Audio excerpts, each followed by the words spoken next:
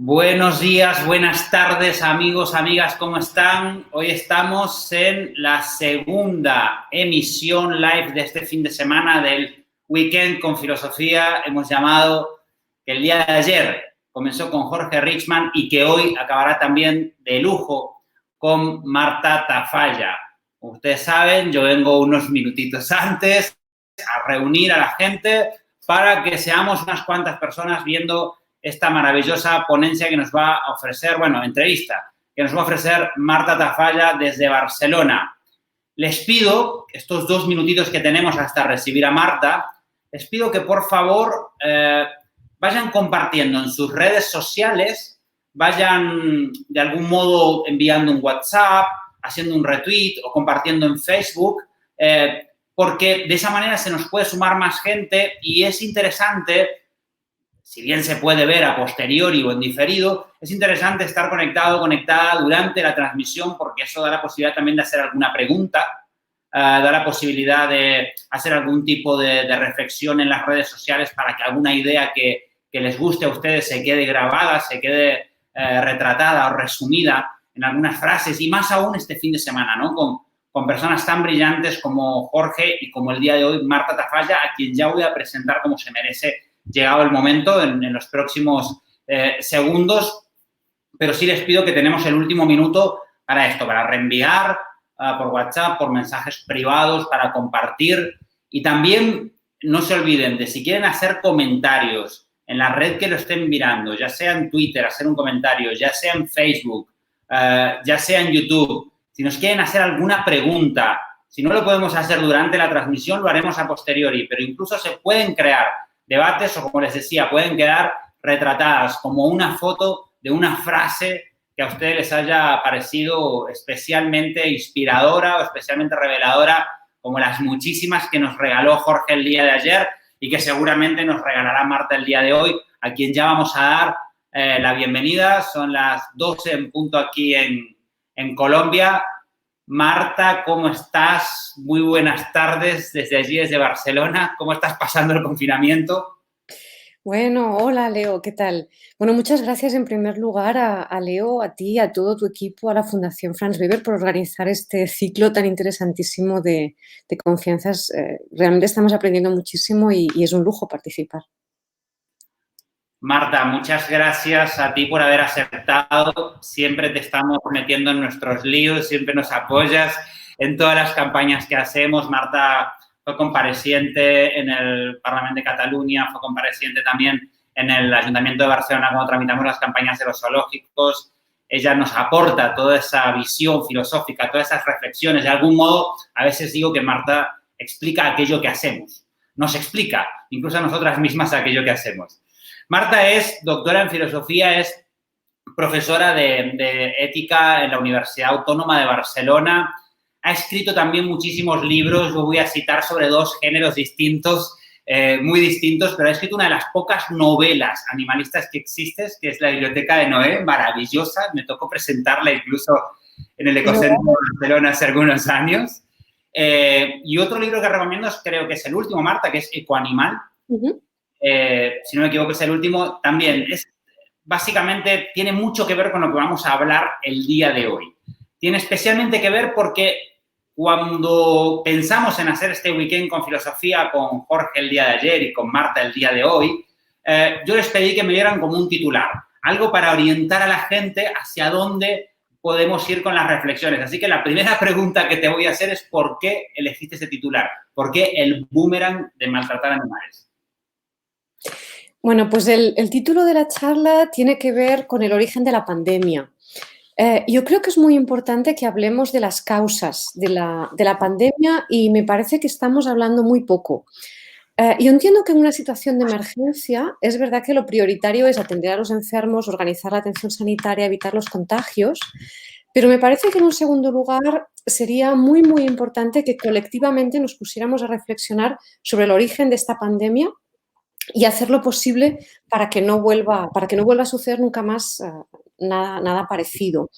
El origen de la pandemia son los mercados de animales vivos, sobre todo de animales salvajes, aunque también algunos domésticos. Los mercados de animales vivos que son muy populares en algunos países asiáticos y africanos, aunque también en otros lugares. Y en estos mercados lo que encontramos son animales salvajes que han sido cazados, que están heridos, en muchos casos moribundos, que son mantenidos en los puestos de estos mercados en muy malas condiciones, literalmente amontonados unos sobre otros, atados en jaulas mal hechas. Y ahí encontramos pues, pequeños monos, mamíferos diversos, también perros y gatos muchas veces, distintas especies de aves, tortugas, lagartos, serpientes, anfibios, peces en recipientes minúsculos con 2 dedos de agua. Estos animales, naturalmente, pues están en tan malas condiciones que están muy, muy estresados y están literalmente sangrando, meando y defecando unos encima de otros. Y luego son matados allí mismo. Claro, estos mercados, desde un punto de vista ético, son muy crueles y eso ya sería una razón suficiente para prohibirlos y deberían estar prohibidos. Pero además, desde un punto de vista sanitario, son una fábrica de patógenos. Además, hay que entender también que muchos de estos animales salvajes cazados han sido cazados en ecosistemas sobre los que los humanos ejercemos muchísima presión. Estamos talando los bosques para conseguir madera, para cultivar, para ganar espacio para las ciudades, porque hay que acoger poblaciones humanas que no cesan de aumentar, y todo eso altera el funcionamiento de los ecosistemas. Esos ecosistemas pues, están degradados, faltan especies, hay incluso especies que modifican su conducta, y todo eso facilita que aparezcan y que se expandan enfermedades infecciosas. Los científicos nos están recordando estos días que los ecosistemas biodiversos, los ecosistemas sanos, funcionales, promueven la salud de todos sus habitantes, incluidos nosotros, mientras que los ecosistemas degradados, con poca biodiversidad, son un peligro para todos nosotros. Y yo en este sentido recomiendo ver lo que está explicando el biólogo Fernando Valladares, que estos días lo está explicando muy bien, ha publicado algunos artículos, ha grabado también algunos vídeos muy didácticos y yo pues, recomiendo a todo el mundo que eche un vistazo porque me parece que consigue explicar todo eso muy bien. Y además hay que entender también que no es la primera vez que de comer animales salvajes surgen pandemias como esta. También el ébola o el SIDA tuvieron un origen pues, relativamente similar. Y después, por otro lado, también la otra gran fuente de enfermedades infecciosas es la ganadería. Y hay que recordar también pues, que los seres humanos estamos sufriendo enfermedades infecciosas una tras otra desde que cometimos el error de domesticar animales y hacinarlos en establos y pocilgas.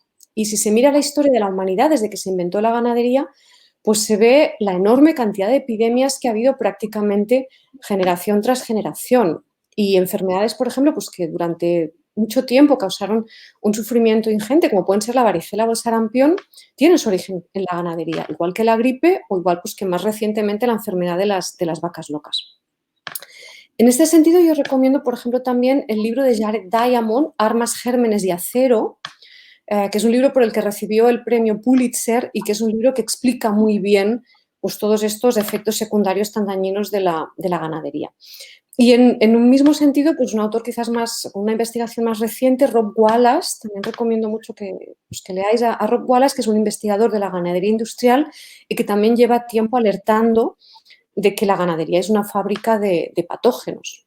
Y me permito insistir, ¿no? Es que no es solo esta pandemia, son muchas otras cuestiones. Por ejemplo, por poner otro ejemplo, desde hace meses hay una oleada de peste porcina africana. Sí. Está afectando a muchos países, que está afectando también a China, a diversos países asiáticos, está también en Europa del Este. Y, sin embargo, esta enfermedad casi no aparece en la prensa. No aparece en la prensa prácticamente porque no afecta a humanos, es una enfermedad que no se contagia a humanos, pero está costando la vida a millones de cerdos. Es decir, se están matando millones de cerdos a causa de este problema. Y, sin embargo, no hay manera de que paremos, ¿no? Estos días, por ejemplo, leía en la prensa que desde el puerto de Tarragona, aquí en Cataluña, en España, pues salía un barco con 21.500 corderos en dirección a Arabia Saudí. Entonces, estos animales van a hacer este viaje completamente hacinados, en muy malas condiciones, y van a ser matados en un país que no tiene la menor norma de bienestar animal. O sea, que muchas veces decimos las normas de bienestar animal son muy pocas. Bueno, pues en Arabia Saudí no hay nada. Pues es un país que no respeta los derechos humanos. Pues en el caso de los animales, imaginaos, sus mataderos son realmente infernales. Entonces, un poco en síntesis, ¿no? En ambos casos, los mercados de animales vivos y también la ganadería tienen el mismo problema. Lo que tenemos son muchos animales maltratados, hacinados, por tanto muy estresados, en una situación de falta de condiciones higiénicas. Bueno, pues esos son laboratorios de enfermedades, podríamos decir, fábricas de patógenos. Y yo creo que la lección que deberíamos extraer de todo esto, y de ahí viene el título de la charla o de la entrevista, pues es que al final maltratar animales se vuelve contra nosotros. Y la razón por la que se vuelve contra nosotros es porque sus vidas y las nuestras están entrelazadas. Me parece que eso es lo que es importante entender. Todos formamos parte del mismo tejido de la vida, todos formamos parte de la misma biosfera. Esto es lo que explicaba ayer el profesor Jorge Richman con la idea de la teoría Gaia. Bueno, pues el hecho de que estemos todos entrelazados, atados, podríamos decir, ¿no? Nuestras vidas, las vidas de los animales, de todos los microorganismos del planeta, esto es lo que provoca que cuando nosotros causamos un daño a los animales y a la naturaleza, pues eso al final nos afecta a nosotros también. Totalmente, Marta. Me vino a la cabeza la poesía de un poeta mexicano, ecologista, Homero Aridgis, que él decía: ¿por qué suenan las campanas? Suenan por las muertes de un hombre, porque ningún hombre es una isla. Y él hablaba de esto, ¿no? De la ecodependencia que tenemos, de ese tejido del que acababas de hablar. En definitiva, Marta, a mí me da la sensación, pero no sé qué piensas, que de algún modo estamos en una crisis sanitaria que ha generado como consecuencia toda otra serie de crisis, ¿no? Una crisis económica, financiera, ahora política. Probablemente estemos dando el paso a una crisis social y cultural también, pero quizá hay una buena noticia, chiquitita. También el antropocentrismo está en crisis, ¿no? Yo espero que sí, espero que sea la crisis definitiva y que realmente acabemos con esta cosmovisión antropocéntrica. El antropocentrismo, por supuesto, es un error ético porque nos lleva a tratar de manera muy injusta a los otros animales y a toda la biosfera, pero además, como decía la filósofa Val Plumwood, es también un error cognitivo, porque desde el antropocentrismo no se entiende la realidad. Es decir, si tú intentas comprender el mundo desde la perspectiva antropocéntrica, no estás entendiendo cómo funciona el mundo real, porque nosotros los humanos somos, como los demás animales, animales ecodependientes y, como decía antes, pues todas las vidas están entrelazadas unas con las otras y eso es lo que el antropocentrismo no te deja ver. Yo creo que deberíamos pasar, y espero que eso esté comenzando a suceder, deberíamos pasar de un paradigma antropocentrista al paradigma de que la biosfera es una comunidad multiespecie, como si fuera una gran comunidad de vecinos, de especies muy distintas, y en esa comunidad, pues la especie humana es una más entre millones de especies. Los científicos calculan que más o menos en el planeta Tierra hay 8,7 millones de especies eucariotas. De estas, 7,7 millones son especies de animales, 300.000 son especies de plantas, 600.000 son especies de hongos.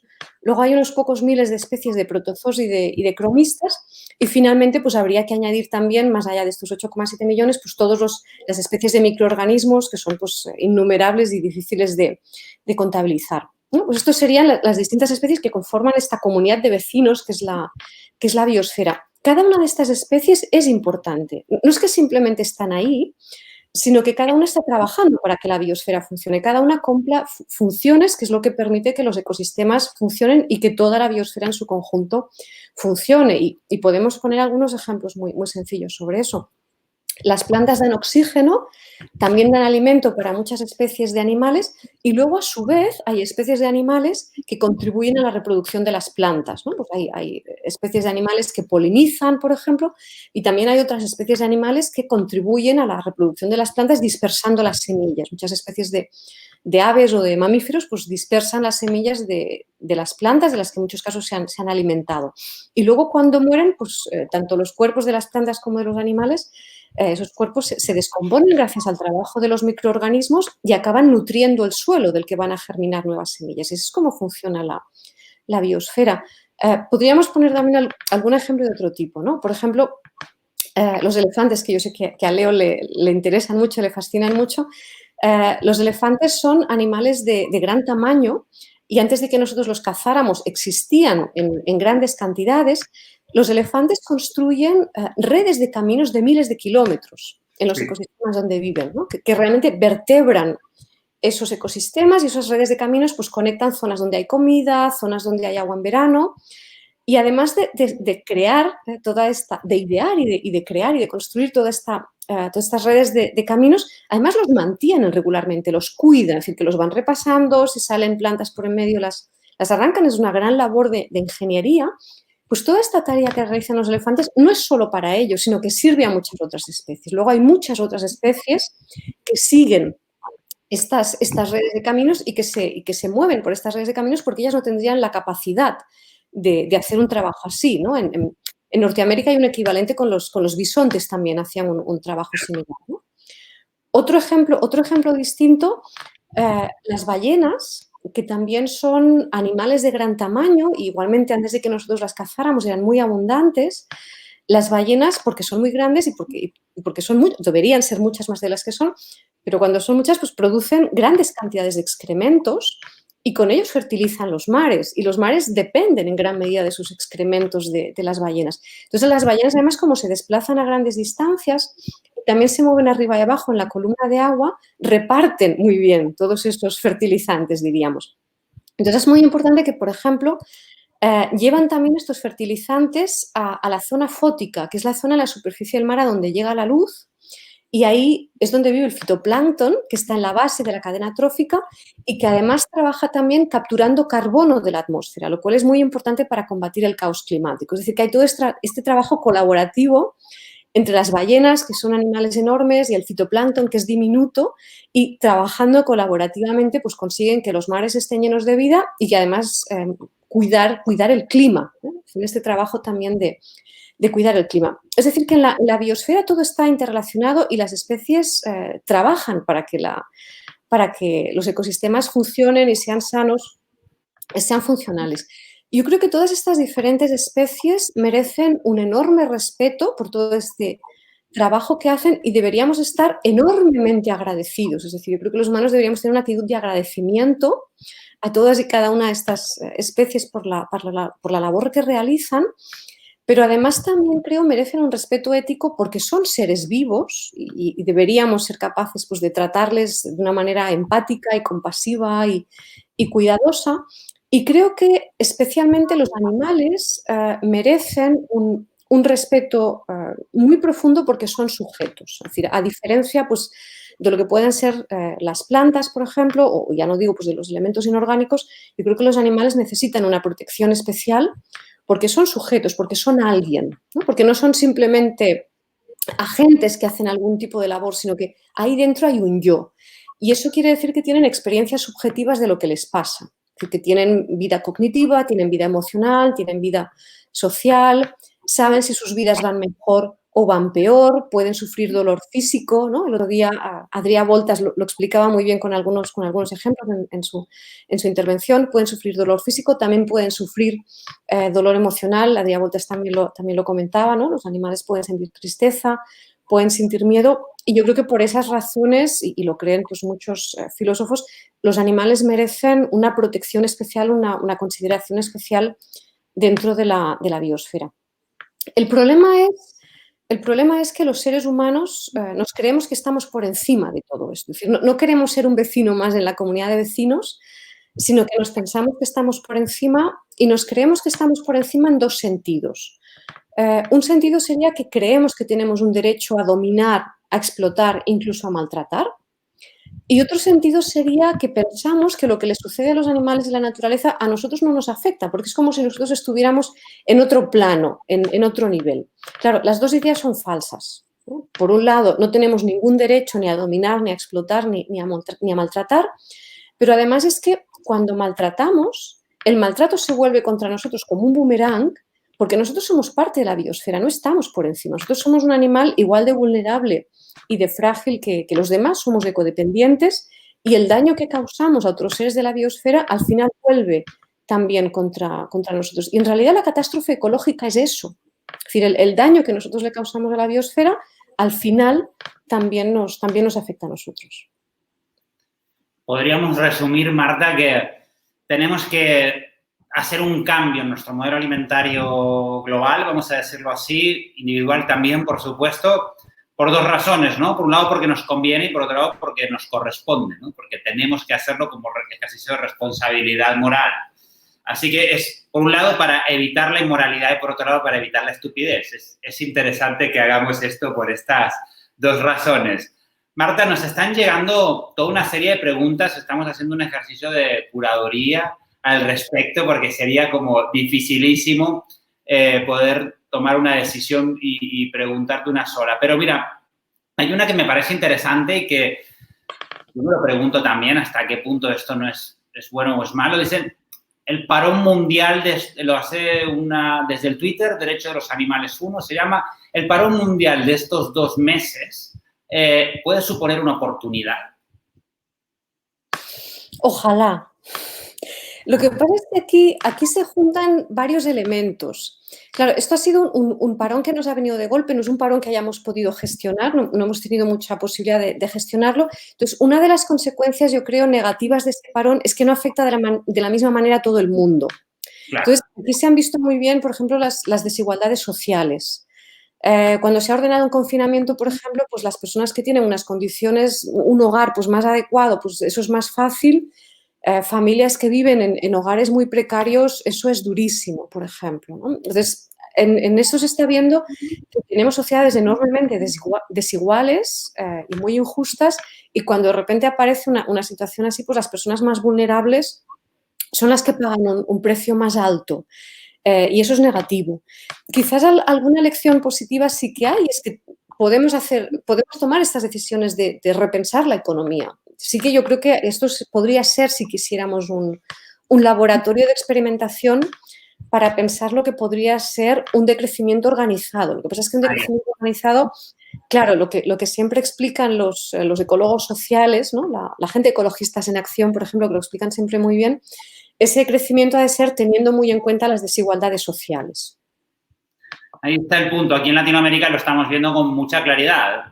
En Colombia, que es donde yo estoy, donde me agarró esta situación, 7 de cada 10 familias aproximadamente viven, cenan con lo que recaudan en el día. Entonces, es muy complicado pedirles un parón. No hay un paro si te quedas sin trabajo. Digamos, no hay esos colchones de Estado que podemos llegar a tener en Europa. Y claro, el hashtag de quédate en casa era un hashtag de burguesía, no era un hashtag que compartiera el común de la gente. Yo lo estaba viendo, por ejemplo, con una cosa muy clara. Los perros de la calle aquí, ellos comen de las sobras que les deja el mundo. Pero es que sin mundo no hay sobras. Entonces, están realmente en una situación muy desesperada. Por eso yo también me pregunto si estos parones, pero creo que estoy de acuerdo con tu respuesta, Marta. Te voy a hacer otra pregunta. Mira, ahora están haciendo una pregunta muy interesante en el WhatsApp de Derechos Animales que tenemos.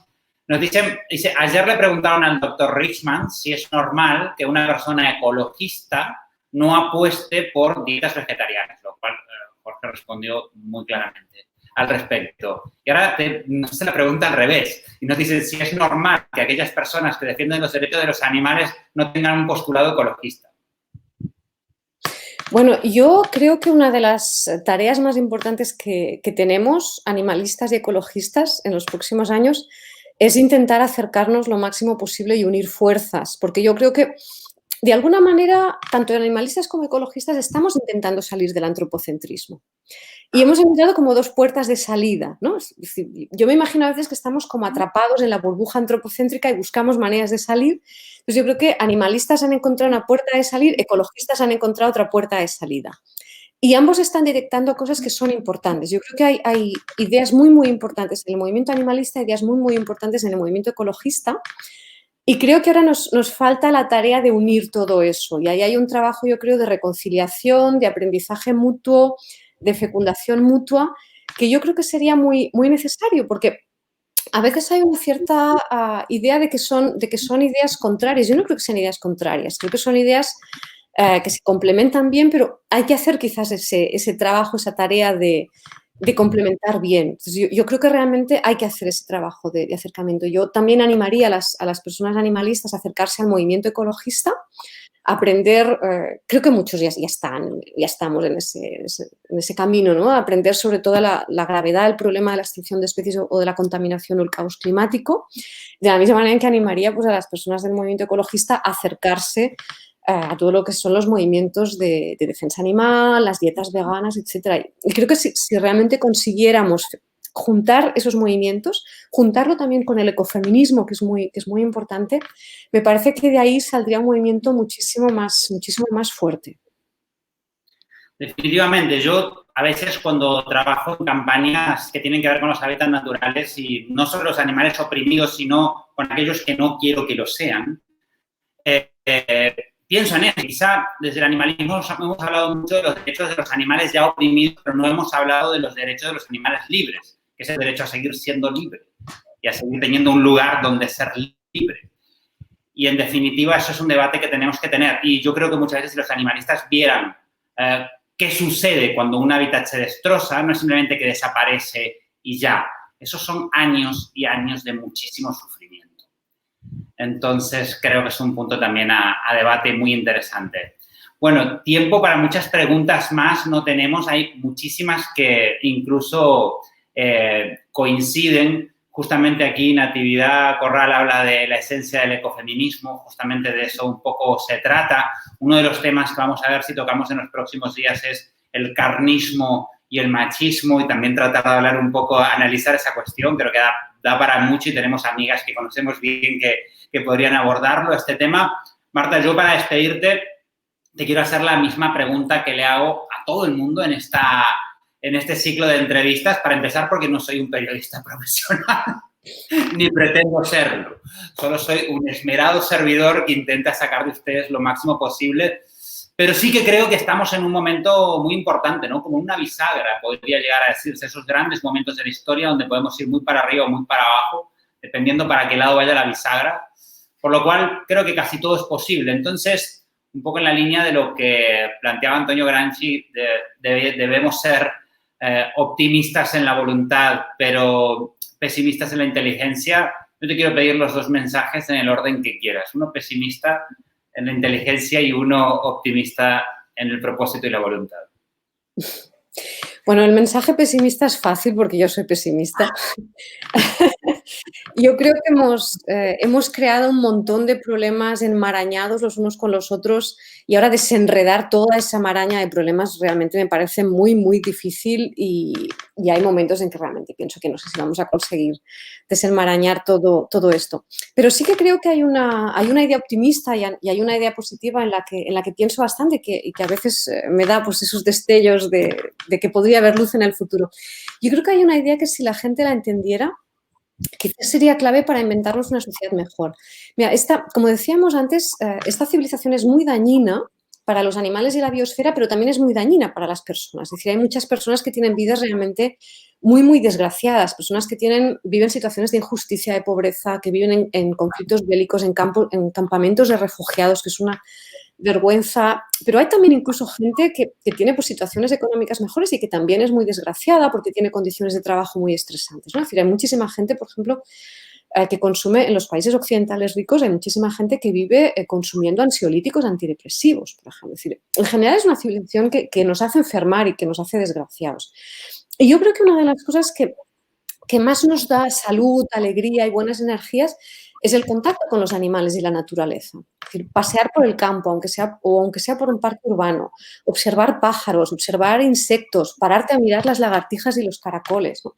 Cultivar un huerto, aunque sean unas macetas en el balcón, todo eso nos da experiencias de placer muy profundo, de placer físico, emocional, mental. Y si hacemos ese esfuerzo, que al final es un placer de reconciliarnos con la naturaleza, con los animales, yo creo que podría llevarnos a construir sociedades más justas y veríamos que somos más felices también en esas sociedades. En este sentido, yo os proponía este título del maltrato animal es un boomerang, pero también va a la inversa.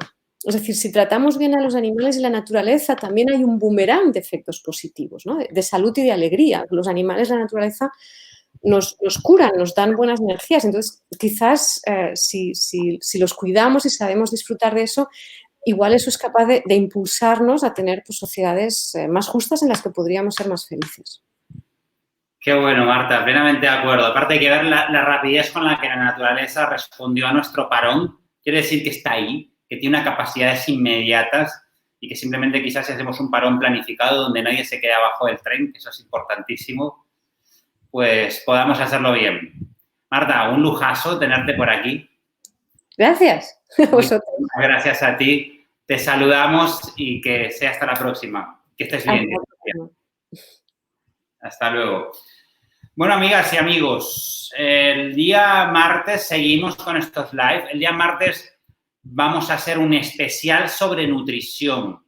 Importantísimo. Va a estar la doctora Ana Negrón. Ella es puertorriqueña, vive en Estados Unidos, en Filadelfia, forma parte del Comité para la Medicina Responsable, es endocrino. Ella hace una cosa que a mí me encanta. Yo la conocí en el Senado mexicano el año pasado porque la invitaron a comparecer, la senadora Jesús Rodríguez, una senadora vegana que hay en México, la invitó a comparecer y Ana Negrón explicaba una cosa que a mí me dejó maravillado y es que ella, cuando llegan sus pacientes, ella cocina con sus pacientes y les enseña a no enfermarse.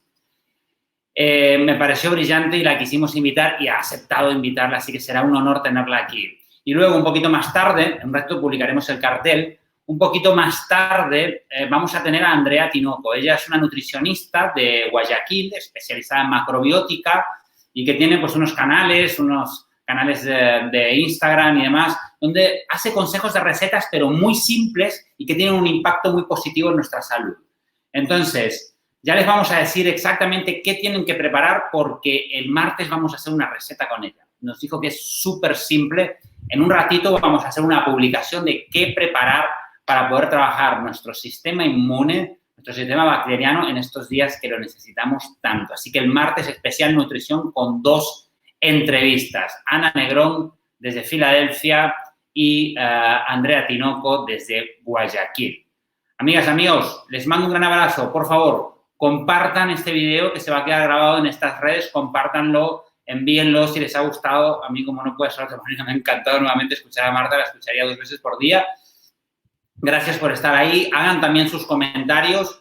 Les digo, el Twitter de Marta es @martatafalla, y cualquier consulta que le quieran hacer por Twitter, que les recomiendo un artículo, un documental, un libro, lo que sea, Marta se ha ofrecido a hacerlo, así que lo pueden hacer por ahí.